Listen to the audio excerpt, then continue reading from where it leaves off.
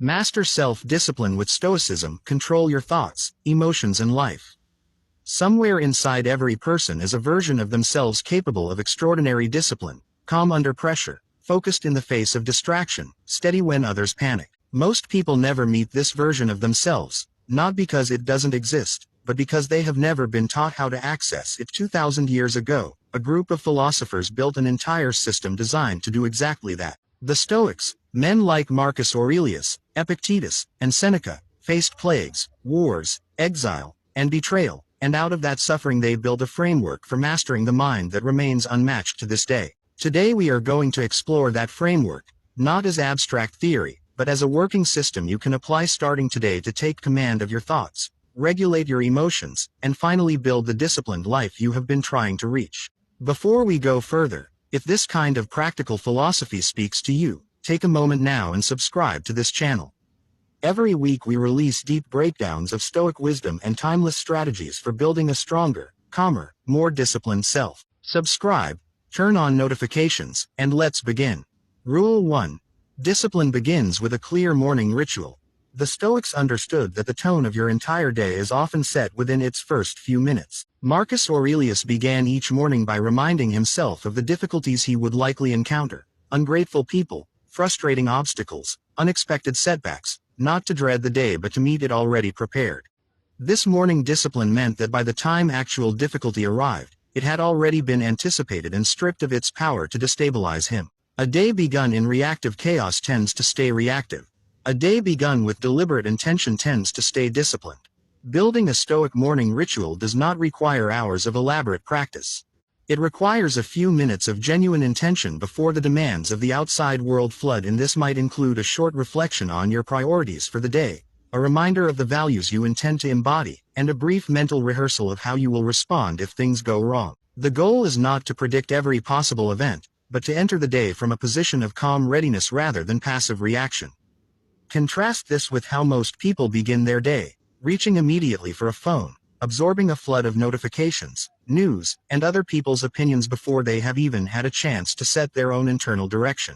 This is a surrender of the first and most important moments of discipline available each day. The Stoics would consider this an unforced error, handing away control before the day has even properly begun. Reclaiming even 10 minutes of intentional, phone-free reflection each morning is one of the simplest, most immediately effective ways to begin rebuilding genuine self-discipline, because it establishes that you, not your circumstances, are setting the direction of your day. Rule 2. Treat your emotions as information, not instructions. One of the most transformative Stoic insights is the distinction between feeling an emotion and being controlled by it. The untrained mind treats every emotional surge, anger, anxiety, envy, as an instruction demanding immediate action. The disciplined mind, trained through Stoic practice, treats emotion instead as information, a signal worth examining calmly before deciding whether any action is warranted at all. This distinction alone separates reactive, undisciplined living from a life governed by reason and intention. When anger rises after an insult, the untrained response is to react immediately, often saying or doing something regretted later. The Stoic approach is to notice the anger, acknowledge what it is signaling, perhaps a boundary that has been crossed or a value that has been challenged, and then consciously choose whether and how to respond, rather than being swept along by the emotion's momentum. This is not suppression. Suppression pretends the emotion doesn't exist. The Stoic method acknowledges it fully while refusing to let it dictate behavior automatically. Practicing this requires building a small but crucial pause between stimulus and response. Seneca advised counting through a brief period before responding to anger specifically, understanding that the initial intensity of an emotional reaction almost always fades somewhat with even a short delay, allowing reason to reassert itself. Over time, this pause becomes a trained reflex rather than a forced effort. You begin to naturally treat emotional surges as data to be considered rather than commands to be obeyed, and this single shift dramatically increases your capacity for consistent, level-headed discipline across every area of your life, from relationships to work to your relationship with yourself. Rule 3. Define success by effort, not outcome. A significant source of undisciplined behavior comes from measuring success purely by external outcomes, results that are often influenced by factors entirely outside your control. When your sense of accomplishment depends on winning, being recognized, or achieving a specific external result, your motivation becomes fragile, vulnerable to circumstances you cannot govern. The Stoics taught a different standard entirely.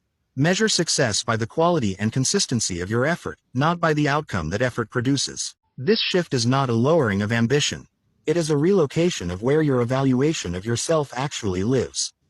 A Stoic archer, Epictetus taught, does everything within their control to aim accurately, proper stance, careful aim, steady breath, but understands that a sudden gust of wind affecting the arrow's final path is not a failure of their discipline. Their discipline is complete the moment they have done everything within their power correctly. The outcome belongs to forces beyond them, and judging themselves by that outcome would be irrational. Applying this daily means restructuring how you evaluate your own days. Instead of asking, "Did I get the result I wanted?" ask instead, "Did I apply full, honest effort toward what was within my control?" This standard is far more stable, because it does not depend on unpredictable external factors, and it is far more accurate, because effort is something you can actually verify and improve. Over time, this outcome-independent standard of self-evaluation removes an enormous source of discouragement and inconsistency, because you stop abandoning discipline the moment results fail to appear immediately, and instead continue building consistent effort regardless of short-term outcomes, trusting that disciplined effort compounds reliably over time even when individual results do not. Subscribe reminder. Before we continue, if these Stoic principles are resonating with you, take a moment to subscribe to this channel right now. We publish practical breakdowns of ancient wisdom every week, designed to help you build real, lasting discipline in your thoughts, your emotions, and your daily life. Hit subscribe, and let's keep building. Rule 4. Guard your attention like a fortress. Seneca warned repeatedly against the danger of a scattered mind, insisting that nothing is more shameful than wasting one's limited time on trivial distractions while claiming there is never enough time for what truly matters. In the modern world, this warning has become almost prophetic. Endless notifications, algorithmic feeds engineered to capture attention indefinitely, and the constant pull toward minor, meaningless stimulation represent one of the greatest threats to disciplined living that has ever existed. Self-discipline in this era begins, in large part, with the deliberate protection of your attention. Attention is not an unlimited resource.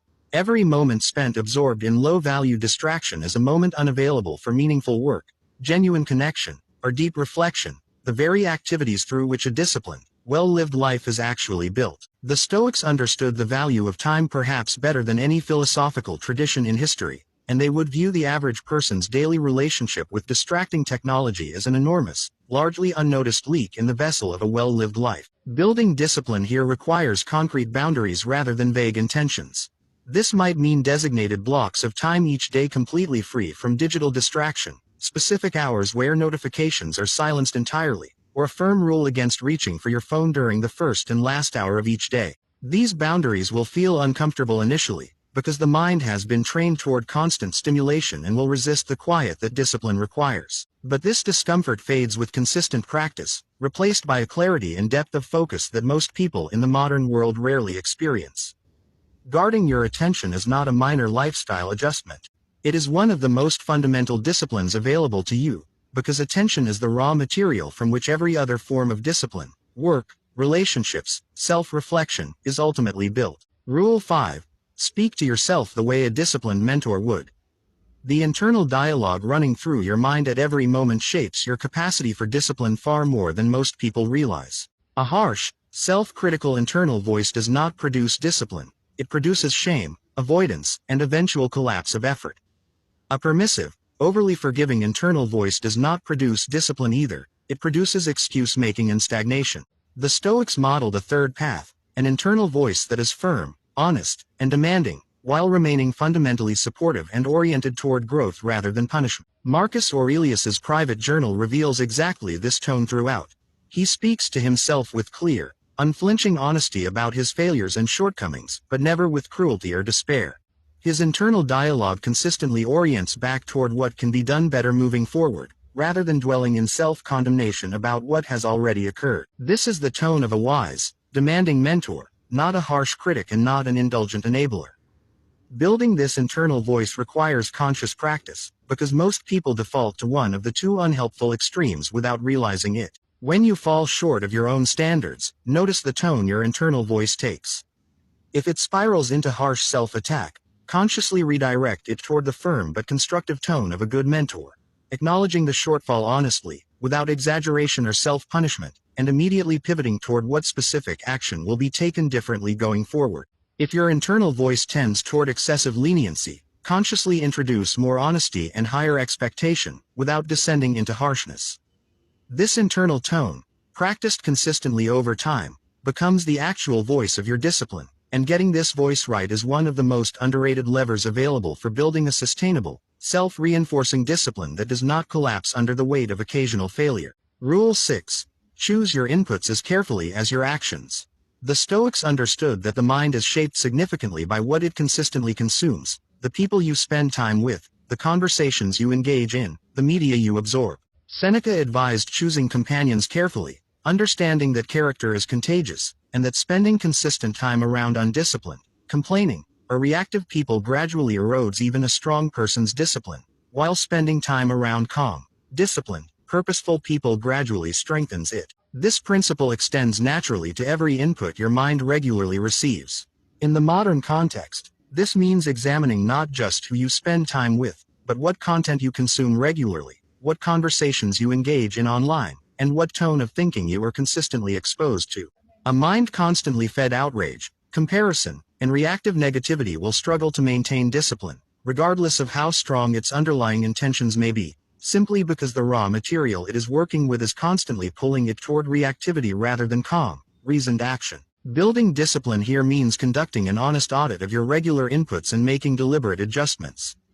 This might mean reducing time spent on platforms or content that consistently produce anxiety or reactive emotion, seeking out relationships and communities that model the kind of discipline you are working to build, and consciously choosing reading, listening, and viewing material that reinforces calm, purposeful thinking rather than undermining it. This is not about isolating yourself from the world or avoiding all difficult information.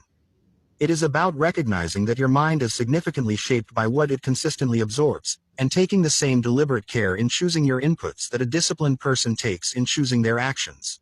Subscribe reminder. If this breakdown of Stoic discipline is giving you real value, this is a great moment to subscribe to the channel. We are building a community around practical ancient wisdom, and every new subscriber helps this content reach more people who need it. Hit subscribe now, and let's move into the final rules. Rule 7. Use obstacles as the material of discipline. Marcus Aurelius wrote one of the most enduring lines in Stoic philosophy, that the impediment to action advances action, and what stands in the way becomes the way itself. This reframing of obstacles is central to Stoic discipline. Rather than viewing difficulty as an interruption to a disciplined life, the Stoics viewed difficulty as the actual raw material from which discipline is forged. A person who never encounters resistance never has the opportunity to develop genuine strength of character. This reframe changes how you relate to setbacks, delays, and frustrations in practice. Instead of viewing an obstacle as evidence that your plans have failed or that discipline has been interrupted, you begin to view it as an invitation, an opportunity to practice exactly the qualities you are trying to build. Patience in the face of delay, creativity in the face of limitation, composure in the face of frustration. The obstacle does not derail your discipline. Properly understood, it becomes the very exercise through which your discipline grows stronger.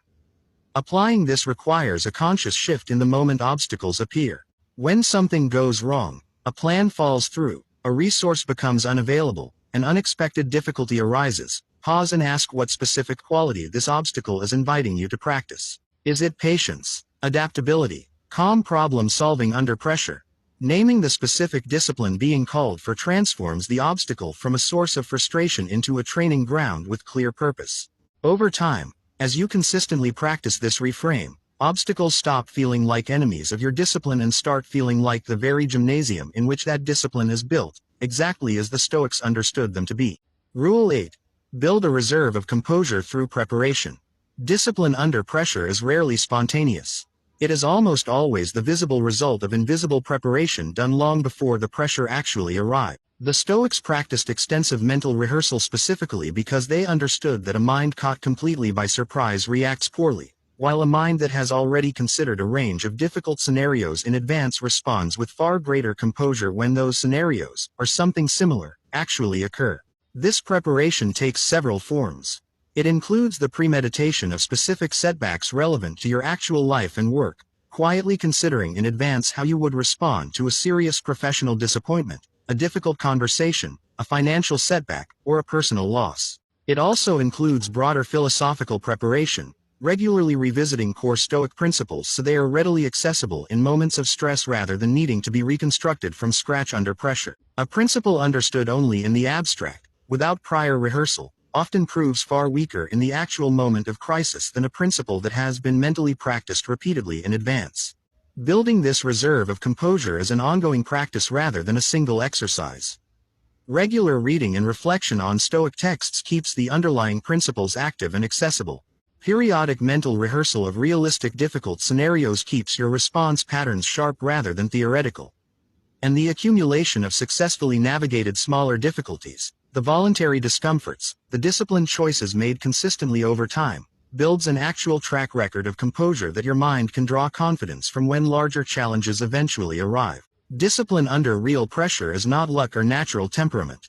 It is the compound interest of consistent, deliberate preparation done well before the pressure ever appears. Rule 9. Release the need for external validation.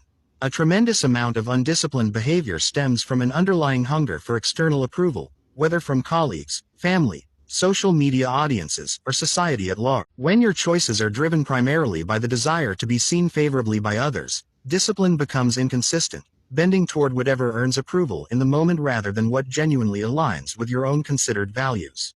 The Stoics taught that true discipline requires releasing this dependency on external validation and grounding your choices instead in your own internal standard of what is right and worthwhile. This does not mean disregarding other people's perspectives entirely or becoming indifferent to genuine feedback. It means recognizing the difference between valuable input that helps you grow and a general hunger for approval that distorts your decision-making toward whatever is popular or immediately praised rather than what is actually sound. Epictetus taught that a person who requires the approval of the crowd to feel secure in their choices has handed enormous power over their life to people whose judgment may be shallow, inconsistent, or simply uninformed about the actual situation. Practicing this release requires ongoing honest reflection about your own motivations. When making a significant choice, ask yourself honestly whether you are being guided primarily by your own considered judgment about what is right and useful, or by anticipation of how the choice will be perceived by others. This is not always an easy distinction to make, because the desire for approval often disguises itself as genuine conviction. But with consistent practice, you become increasingly able to identify when you are acting from true internal discipline versus when you are simply performing for an audience, and this clarity allows your discipline to become far more stable, consistent, and authentically your own. Rule 10. Return to principle after every failure. No discipline, however well built, remains perfectly consistent. Every person, no matter how committed, will occasionally fall short, react emotionally when they intended to remain calm, choose comfort when they intended discipline, or lose their composure in a moment that called for steadiness. The Stoics did not view these failures as evidence that discipline itself had failed. They viewed each failure as simply another opportunity to return, without excessive self-judgment, to the underlying principles and begin again. This capacity to return without spiraling into shame or abandoning the entire effort is itself one of the most important disciplines the Stoics taught. Many people abandon genuinely good practices entirely after a single lapse, treating one failure as proof that the entire effort was pointless. The Stoic approach instead treats each lapse as simply data, information about where your current discipline is weakest, followed by an immediate, calm return to your principles rather than a prolonged period of self-punishment or abandonment. Practically, this means building a habit of quick, honest acknowledgement followed by immediate recommitment whenever discipline slips. Rather than spending days feeling guilty about a missed morning routine or an emotional overreaction, the Stoic response is brief acknowledgement, honest reflection on what happened and why, and prompt return to the practice the very next available opportunity. This resilience, this refusal to let occasional failure become permanent abandonment, is often what separates those who eventually build lasting discipline from those who repeatedly start and stop without ever building real momentum. Discipline is not the absence of failure. It is the consistent, patient return to principle every single time failure occurs. Bringing it all together, what we have covered today is a complete system, not a collection of isolated tips, but an integrated approach to building genuine self-discipline through Stoic principles. From the intentional structure of your morning to the way you speak to yourself internally, from how you relate to obstacles to how you recover from failure, each rule reinforces the others, building toward a mind capable of remaining steady, focused, and genuinely in command of itself regardless of external circumstances. This is not a quick transformation. The Stoics themselves spent entire lifetimes practicing these principles, and even the most accomplished among them, Marcus Aurelius as emperor, Seneca as advisor and writer, Epictetus as former slave-turned-philosopher, continued returning to these same foundational practices throughout their lives. Discipline is not a destination you arrive at once and then maintain effortlessly forever. It is a continuous practice, renewed daily, strengthened through consistent small choices, and rebuilt patiently after every inevitable lapse. Begin where you are. Choose one or two of these rules that resonate most strongly with your current challenges, and commit to practicing them consistently before attempting to implement everything at once. Trust that the Stoic system, tested across 2,000 years of human experience, works precisely because it addresses the actual mechanics of how the human mind functions under pressure, distraction, and difficulty. Build slowly, build consistently, and trust the process that countless disciplined minds before you have already proven effective. Closing. If this breakdown gave you real, usable tools for building genuine self-discipline in your life, do not scroll away without subscribing to this channel. We release content exactly like this every single week, translating the deepest wisdom of Stoic philosophy into practical strategies for mastering your thoughts, your emotions, and your daily life. Subscribing costs you nothing, but it helps this channel keep growing and ensures you never miss the next lesson. Hit that subscribe button right now, turn on notifications, and I will see you in the next video.